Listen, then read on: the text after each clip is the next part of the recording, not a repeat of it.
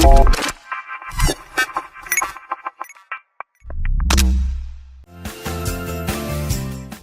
everybody, welcome to Olympic Minds Leadership Beyond Limits. I'm Sherry Winn, your podcast host. This is a podcast for the leader of leaders, the visionary of visionaries. It's a podcast for the leaders who want to go beyond success into significance and beyond mediocrity into mastery. This is not a theory-based podcast. This is a podcast where people have lived leadership. So this is really from their experience, from their knowledge, from their wisdom. And I'm thrilled today that I'm going to introduce you to a friend of mine, John Nordon. Before I do that, let me tell you just briefly a little bit more about me if this happens to be your first podcast. I'm a two-time Olympian, national championship basketball coach, award winner, speaker, and author. I have had 5 books on leadership. Just came out with my last 2, which I'm thrilled to share with you, Winning Business Secrets and Winning Wisdom. And I'm the CEO of the Winning Leadership Company. I interviewed John a couple of years ago, 3 years ago maybe. And when I interviewed him, I was just like, well, this is a guy that people need to know because of his leadership expertise, the way he's genuine, he's authentic, he's compassionate, he's got the compassion, that caring component down about leadership. He was a VP at General Dynamics, AT&T, and IBM. So he's really been in the giants of the giants of the giants. He knows leadership well. And so, John, let's just dive in right now. So if you were looking at leadership and you said right now you're mentoring some college students, what is the first thing you tell them about leadership? So the first thing that they need to know, maybe that they think the thing that they think they know about leadership and what true leadership really is. Well, first, thanks a lot, Sherry. It's great to see you and great to be part of this. Thank you for asking. What I tell the students, and these are first-year MBA students at a college around here, what I tell them is be authentic because you were a person long before you were a title or a position. And people want to relate to people. They want to be treated like a person. And you as a leader want to be treated like a person. You don't want to be treated like a title because that sort of isolates you over in the corner. You always have a label on you as opposed to being part of the group. You don't want that label. You want to be part of the group. There are times you have to execute the leadership principles or hey, I'm the boss here. I have to do something that, and the easy one is performance management. You got to be the boss around performance management and feedback time. But sometimes, having the title, you aren't the most valuable person. Sometimes the most valuable person in the room, when you've got a good team of people focused on, doing their job, sometimes your job as a leader is to make sure they got stuff what they want, even if it includes coffee. So if you got to go get coffee, get the coffee. Even if it includes coffee. Like how many leaders think that way? They think that people should go get them coffee. Like, absolutely. And that's when you're stuck in I'm the title. Right? Versus I'm here to support you. I'm here to help you move forward. I'm here to remove any obstacles. It's really getting out of that idea that I am the title. So John, what helped you? What helped you understand that? Like you came up through a lot of different companies. You were really high up in the C-suite in a lot of companies. What helped you understand? What was it that really helped you understand I'm more than the title, and the most important thing that I am is a person first? Well, it sort of goes back to the first time I was promoted to a management position. And many moons ago, I was working in a Unix development lab out in Silicon Valley. I got promoted to a management position of a function. And as a result, I started attending development planning and development status meetings. And I learned something in that meeting that I carry with me today, or those meetings that I carry with me today. And it's the first principle I write down when I want to talk about team culture. And it's, I am more interested in being effective than I am in being right. And the situation, I'll go real quick through this, as in many software projects, it's not going too well. There are times when the air is turbulent. And I went into this meeting loaded. I was upset. I think people weren't doing their job. I sounded off in this meeting with all the things that weren't working, and I was extremely self-righteous about it. Ooh. And the meeting breaks up. We go back to our respective places. My office neighbor was also in that meeting. Is a wonderful guy who had a voice like James Earl Jones or Paul Robeson. So when he spoke, even just the sound was resonant. And he also was pretty impactful. And what he said to me is he poked his head in and said, "You have time for a question?" I said, "Sure." He goes, "Young man, are you more interested in being right or being effective?" And I said, "What?" And he said, "Listen, everything you said in that room was spot on, right on the money, but nobody heard you. Because you appeared that you were more interested in getting your point across, making everybody wrong, making yourself right. And so that was sort of a shift in my path that said, yeah, because my secret formula is I'm smart. I'm smart and I figure stuff out. Mm-hmm. But what I realized is you can be as smart as you want, but if you're trying to lead people, you have to figure out how to be effective. Because here's the other thing. If the leader doesn't show up for a couple of days, the work gets done. Right. But if the folk don't show up, the leader's sunk because you can't do it all yourself. So if you don't understand how to build the team, create the winning culture, and create the winning behaviors, right. And you also don't understand how to overcome adversity when it happens, because it will happen. Right. So you need to understand those things. Yeah, the first thing about, the being right part. We're so interested, especially in our youth, we're so interested about being right, and especially about them being wrong. Like, I'm right, they're wrong. Like, this is the whole thing. And we think that showing how smart we are, showing how powerful we are, not listening, not empowering the other people, but just like, I'm right, you're wrong kind of thing. And I know that's a tendency for young people to do. I did it when I was young. And then, through time I learned, it was not just through time. I think time is a good indicator, but having that mentor you just talked about, having somebody around you who's willing to have the conversation with you. But the second thing was you were willing to listen. So if you're not willing to listen, that conversation was it didn't go anywhere, but your willingness to listen to that, right? And so I'd love it that you understood right away that wasn't going to take you very far.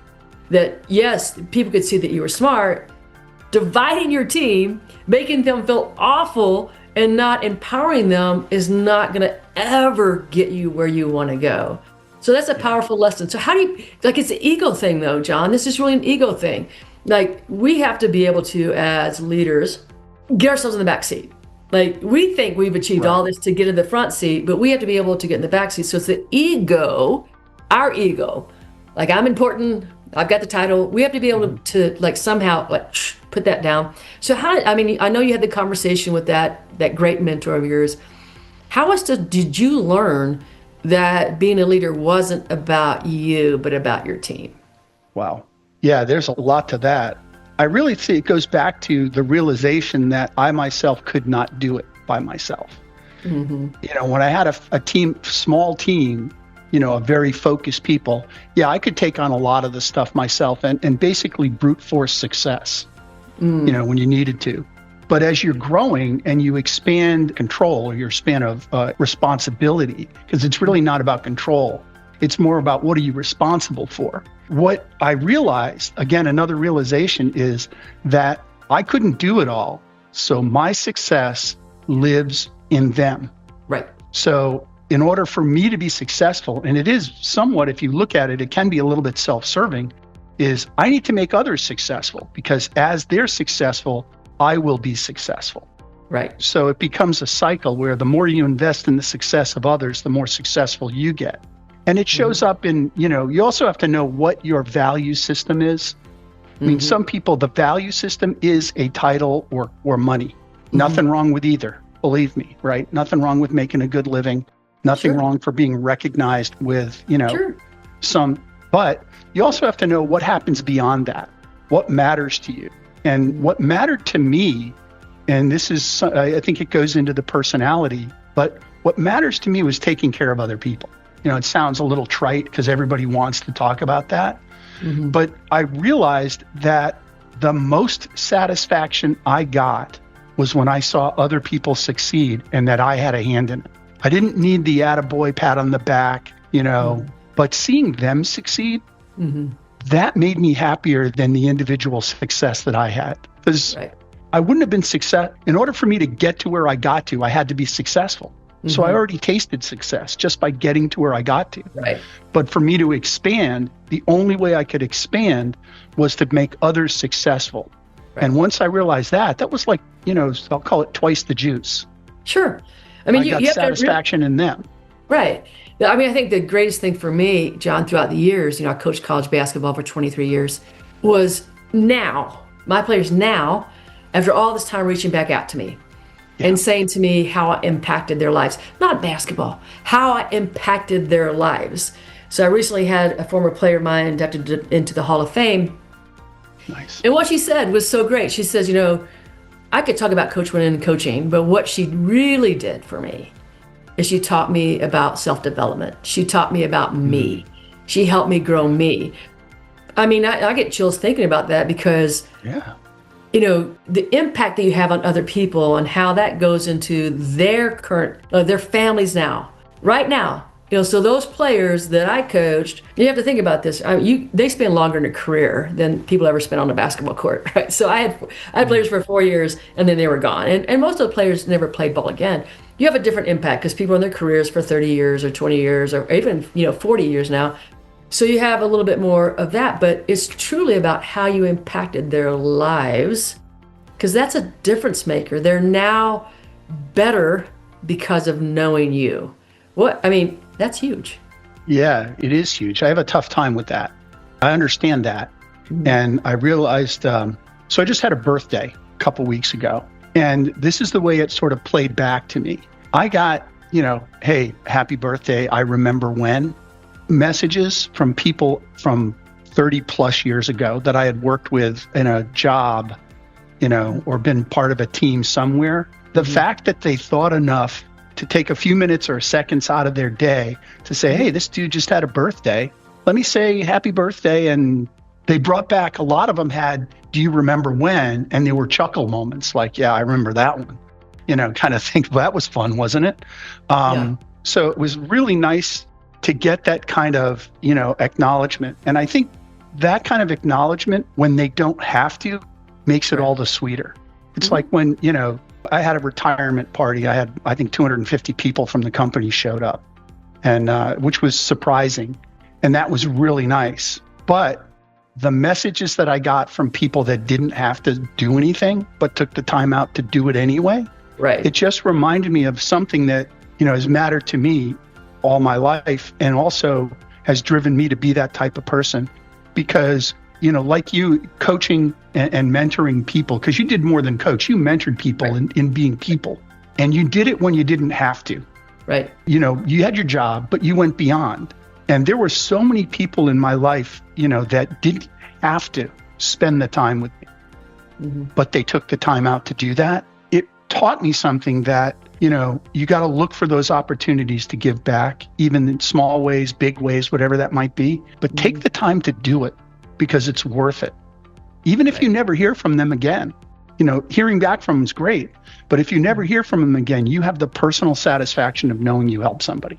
Right. And I think that comes back from, when we look at great leaders, so the people we remember, I think we remember two kind. One is we remember the person who was like bad, just bad. I mean, that person was, you're like, how did you get this position? You don't understand. You don't get it, whatever that is. And we remember the ones that are super great, the ones that really altered our life for the better. We remember those two. And you can learn from both of them. I mean, I've learned a lot from the people that were horrible. And I learned a lot from the people who are great. We just don't remember the mediocrity. We don't remember the people who just, just weren't an impact. Like you're like, I don't remember that teacher. I don't remember that coach. I don't remember that leader. I just don't remember them. And I would say that we don't want to be remembered as the bad leader. We don't, because you can learn what not to do, because it's a great lesson, right? You learn what not to do. But in order to be remembered as that leader, this is where I talked about early, you go from success to significance. So we really want to meet, for the great leaders, they did, success was good and they did drive success. I don't even want to say drive, because I think that's like a push. They did push people, but it was not pushing. It was like a willingness to go together. So you're looking at these, leaders today. What do you think is the biggest challenge that leaders today face that would help them to get to significance? Man, I'll go down two tracks on this. And I think it's, I think one of the things is you're right. They have to make bold moves. They have to do things that make them, that put it out there. You're right. Mediocrity, it's fine in some cases, but I don't think any one of us wants to strive for mediocrity. I'm average. Yes. There are sometimes in school that getting the average was like, yes, C, that was good. It was a win. So I think there's two things. One, I think, what leaders need to be focusing on is how to embrace technology better than they do. You can't go anywhere without somebody talking about AI. I mean, my 95-year-old mother-in-law used AI to get a better understanding of a medical diagnosis that she got. Yep. So everybody's using it. But I think what they have to do is leverage and invest in emerging tech that enable, like AI, to enable both the tactical and strategic decision-making that they got. Because we're awash with data. We got data coming at us faster and faster from many, sources. And I think, in order to interpret the relevancy and the utility of the data, there are four things you have to do. I call it 4 A's. You have to acquire, aggregate, analyze, and apply. And, and the value gets unlocked in the application or the apply stage, because that's where you address the problem or achieve the goal you're going to get to. But it takes time to do the acquisition and aggregation of that data, and you really need smart people doing that. So if you got smart people doing that, they're not working on application. And so I call it TTV, time on task of value. You want to maximize their time on task and value. So that's a place where AI can help, but it's only going to come if leaders decide to invest and leverage it. So they have to be bold, and they have to be willing to make the investment over time, because we think AI is going to have immediate gratification, and it's not. It'll have some immediate gratification, but it gets better the more you invest in it. So you sort of have to stick with it for a while in order to get it to learn, so that it helps you do more than just acquiring and munging together the data. It starts to do the analysis for you. So your smartest people can be figuring out how to apply this to the task or the problem at hand. So I think that's one thing that leaders need to do. The other is, and it goes to, something we were talking about a little bit earlier, they got to invest in the whole person. They not just making them better at the area of expertise, right? You can get that. And there's a lot of ink out there about the generalist leader that's got, skills and adaptability and resilience, the big picture systemic thinking, and in cross-functioning and cross-company collaboration, because you're definitely not alone, and you aren't an island in and of yourself unless you're a small, very small entrepreneur. But your ability to create connection and relevance with other people is huge. And you're not going to get that unless you invest in those skills. So you got to get leaders that'll adapt and pivot to take on any challenge, not just where they're the expert in that particular area. You can bring in the expert and make them an advisor, and they can be highly effective under a good, adaptable leader. So I think, the biggest challenges, it's about investment in the people and investment in the technology, and sticking with it. You got to stick with it. Yeah. Well, AI is not going to go away. No, AI it's not. And if you're in business and you're not investing in AI, you're not going to be in business. That's just truth. You could probably not invest in your people as much. What you're going to see when you don't invest in your people as much is you're going to see a slower progression. You're going to see the fallout of that. People they don't leave companies, they leave leaders. They leave, when leaders they don't listen, they don't value them, they don't value their thoughts, they don't value, their expertise. All those things happen. But I know that you had a challenge in your life. So I want to go back to, I interviewed you for a book several years ago. I want to go back to the challenge that you had in your life, and how did you overcome that? So you're working, and you're just pushing, and then you had a wake-up call. So tell us about what happened when you had that moment. I need to change who I am. There's a time a few years ago where, my life was basically heading in a bad way. Physically, I weighed over 300 pounds, and my behavior wasn't something that I was really very proud of. And, career-wise, I was sort of like a rudderless boat. I was moving in one direction, but I could get blown off course so easy. And I wasn't in control. And I didn't have what I needed to do I didn't have the answer. So I'd hit the wall where being smart didn't help me at all. And so I had a friend of mine, former colleague, who decided to get out of the consulting business, technical consulting business, and start his own leadership business. And we were just chatting one day, and he was telling me about his business model, et cetera. And I said, man, I need that. And he goes, well, you're a little bit older than the target audience that I have, but you're my friend. So I'll give you, if you want to jump in, but understand, I'm asking you to go all in. I'm not asking you to try this. I'm asking you to commit to it.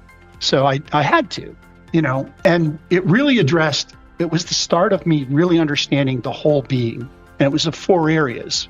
One was, body, which was, both the physical, call it fitness and fuel. So you learn, you have to take care of yourself from a fitness perspective, but the fuel that goes into your body is very important. And it also got a quick concept of food as the concept of fuel as opposed to flavor. It didn't always have to taste good. So that was a little bit of a shift. There was, the spiritual side or the being side, which, for the program was, journaling and meditation. I added music to that because I'm a musician by training. I have a degree in music. And I put that back in as a sort of a spiritual or mindful side, because when you play an instrument and you play in an orchestra, and I happen to play the tuba, you have to pay attention. You can't be at the last meeting that didn't work, or the stupid thing you might have said to your spouse, or the situation where you behaved in a manner that you weren't proud of. You let anger or frustration overcome you. You had to be present. So it taught me to be able to be present, whether I was meditating or writing about it or playing the tuba. The next piece was around relationships and having a balance in those relationships. So this was make sure that your key relationships are good every single day, proactively. So some of it is like leaving sticky notes, for your significant other without a response. Because a lot of times, we've all said, I love you. And what you're really waiting for is the echo. And what you really want to do is put it out there. You don't need a response. You're doing it because you want that to be communicated, not because you want acknowledgement. And the same with your, for me, it was my wife and my 2 children. I needed to make sure every single day that they knew how I felt. And the funny thing about that is, my wife is an extremely competent, extremely self-reliant person who always thinks forward motion. And it used to irritate the daylights out of me. And what I realized was that irritation was born out of jealousy. Oh. I needed to be more like her, not jealous of her. So she became, I learned by observing. Like, yeah, you just keep moving forward. So, but I wanted to make sure that relationship was in sync every day. I didn't want to go a single day worrying about, was I good with my wife? Her name is June. And then you said body, spiritual, and then you said relationships. And then relationships. Yeah, and the fourth is business. You need to do something for your craft.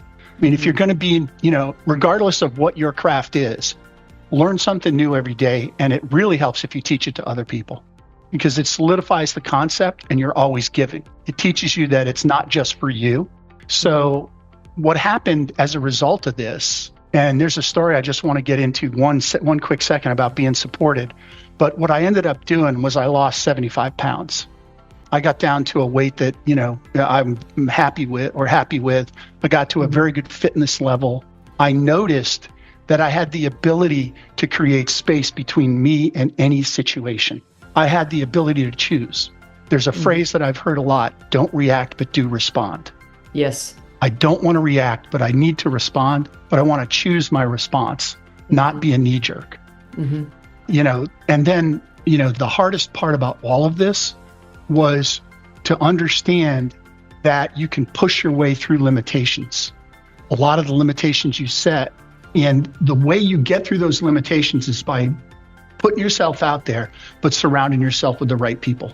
And the story I wanted to tell was during this leadership training, we were in a mountain in Idaho, which was our capstone deal. Right. And the last thing we had to do was hike up this trail, which was, I was told, the equivalent of a 65-story building. And, and you also had to carry a rock up there. So there was a physical challenge too. You got the rock. You got the rock. You get the rock and you got you. Well, I'm the oldest by a fair number of years. And I am probably the least fit because I was still working on my fitness at that point. And so who has to lead? Me. So you're taking the team up. Go. So I got the rock and I'm starting up there and we get a little ways and I am hurting. And one of the other guys, his name's Sean, he called me Johnny and he said, Johnny, do you want me to carry a rock for you? I said, no, Sean, I got to do this.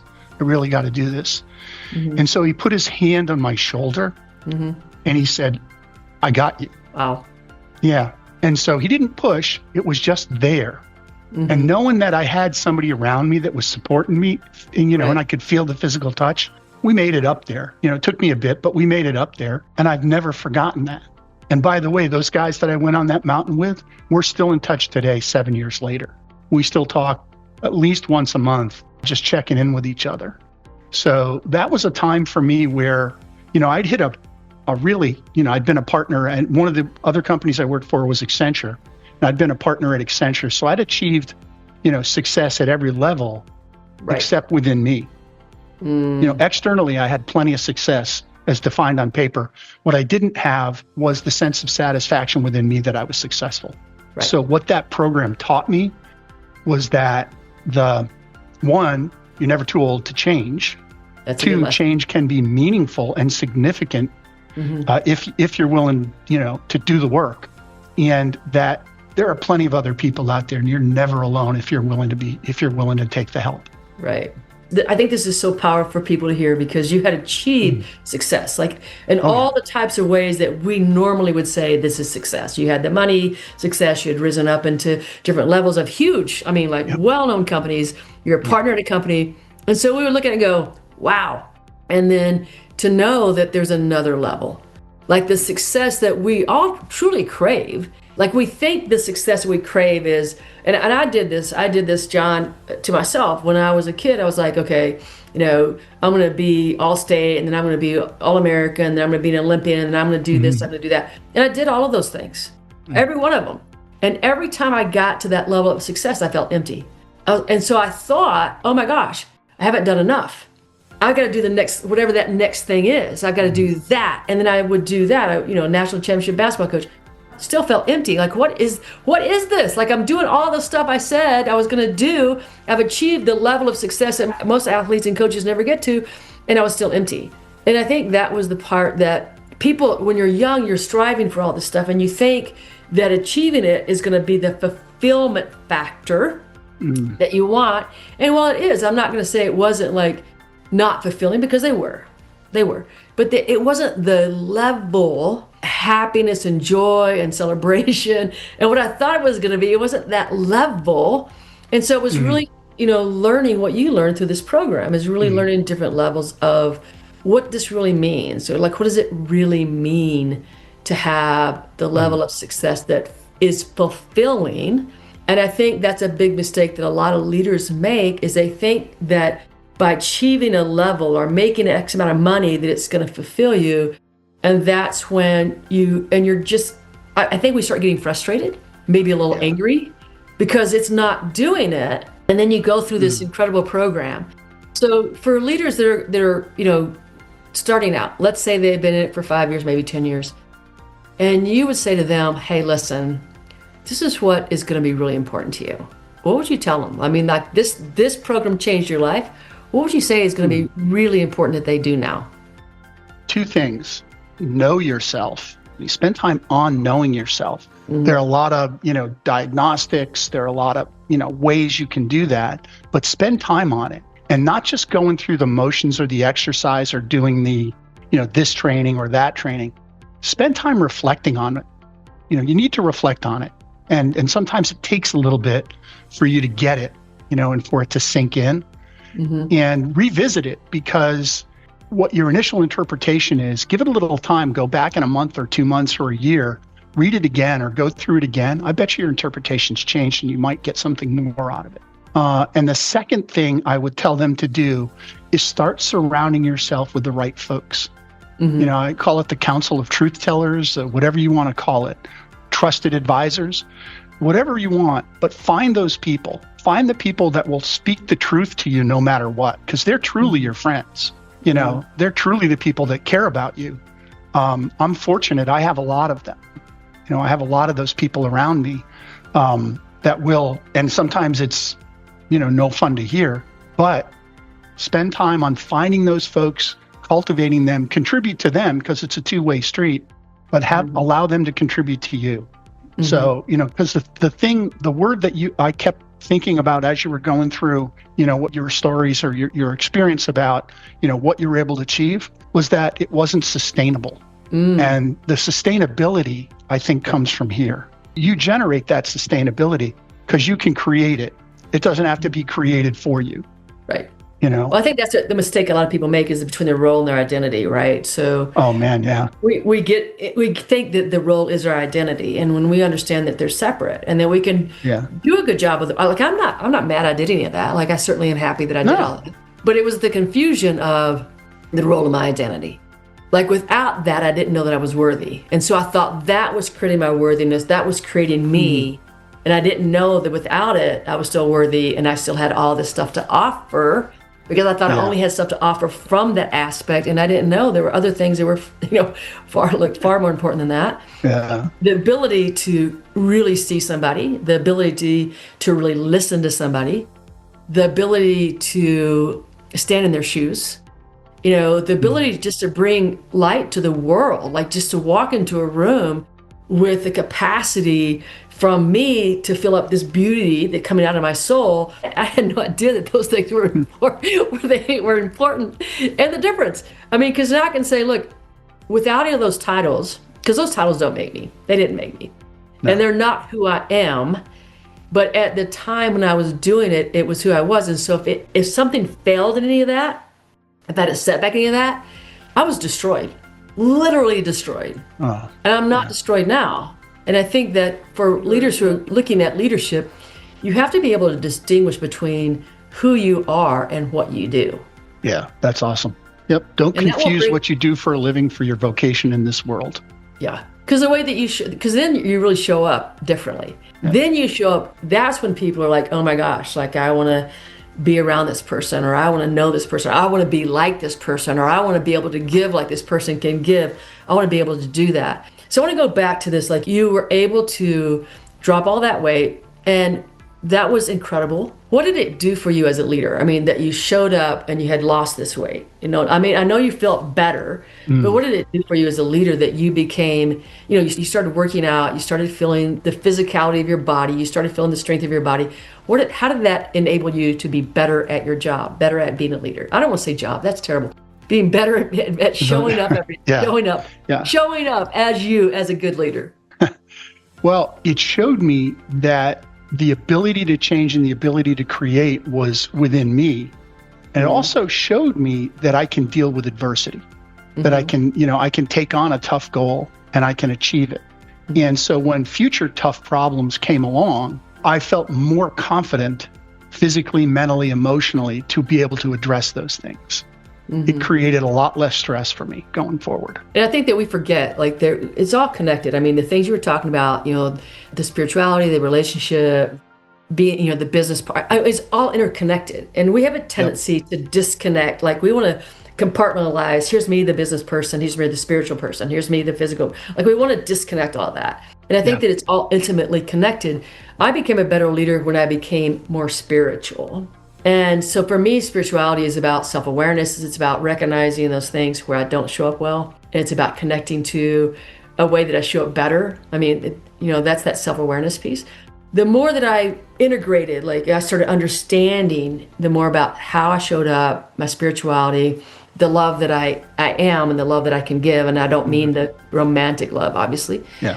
But I think it made a huge impact on how I led my teams. I think early, and I hate to admit this, early I led from fear and intimidation. I hate to say that, but I did.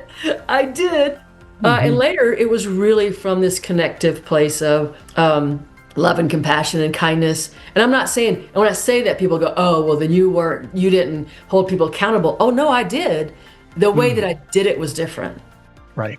You can hold people relentlessly accountable with a smile on your face. And pleasant words. You don't have to be, as you said, fear and intimidation. Doesn't have to be that way. I would even say in terminating somebody, that you can be that same way. That you can come into that meeting with, I'm doing this for you. I'm helping you move forward. You're obviously not in alignment with either who you need to be right now or where you need to be right now. Yeah. And you can come into that meeting without blame or the need to be right or anger. You can come with the meeting with total compassion for the human being and let them go. And I think this is what makes a great leader, because that person can leave your team and still respect you. Yeah. Also, you don't want to react out of fear either, because I think when you go in to let somebody go, Mm-hmm. There's a fear that you have that, I don't want them to get upset. Mm-hmm. And that's an unrealistic expectation. Yeah, it is. So you have to be willing to hear whatever comes back. Because just understand, when two people come into the room with a job, one leaves with a job, the other doesn't. So you have to have some kind of empathy about that. Mm-hmm. And the empathy sometimes isn't in the, oh, you'll be okay. I want to call it just false sympathy. It's really, in true empathy, is being willing to listen. Yeah. And that means being willing to hear whatever comes back, sometimes quite unpleasant. But if you kind of think about it, in your own experience, when you've been angry, the best thing you can do is do something to get rid of the anger. So maybe by just giving them a space to vent, you're starting them on that process of, they're going to get rid of this, and they're going to get over to something, then put them in a position that'll work for them, because this one clearly didn't. Right. Yeah. And that goes back to like the more that you work on yourself, right? The more that you do that self-awareness, that personal development, the physical development, all the things you're talking about, the more that you sit in a meeting like that, very difficult, challenging meeting. And if sometimes it's even like you're ready for that person to go because they've been a thorn in your side, they've been toxic, whatever it is, but you're ready to go into the meeting with the intention of not like hurting or harming or vengeful or whatever it is, but you're really with the intention of, let's move forward. Let's let this individual move forward. And let's let me and the company or the team move forward. It's really with that ability to separate all that. And that can only come from, as you mentioned, on your journey of self-awareness, where you see, even if the person is not for the best of the team, see the person as a person and understand that they have a journey to go on. And it's just such a different viewpoint when you do all the work that you've done. So on the parting note here, John, what would you tell people is, if I haven't asked you a question that you really wanted to be asked, or if we haven't gone through something that you wanted to discuss, or maybe you just want to reiterate something, what is the last message that you would leave folks with? Know you and be you. Know you. Know who you are and who you're not. And then be who you are. And with the understanding that who that is can change over time. So, but it all starts with the knowing you first. So invest in yourself. I would say that I think that's really true. I think that a lot of people think they're self-aware and they're not. I was truly one of them. I thought I was self-aware, and when I went on the journey of self-awareness, and I'm still doing it to this day, and I've been in personal development for 30 plus years, I still do it, and I go, I did not know that about myself. How could I have not known that? I've lived with myself all these decades. And I'm like, what? This is how I show up? What? So I think that once you get on the pathway, you understand there's always another level of understanding, another level of growth that you can go on. And it's never ending. But when we choose to do that as leaders, when we choose to go in that self-awareness phase, not only does it help you, it helps every single person around you. You just show up differently, right? Yep.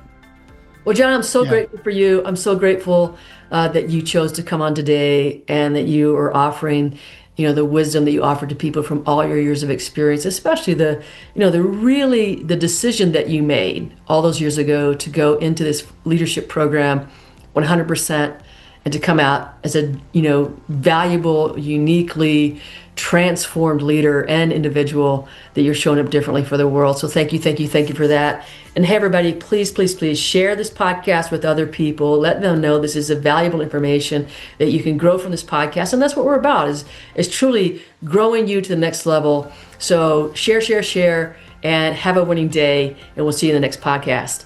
Bye now. Coach, thanks. Thanks a lot.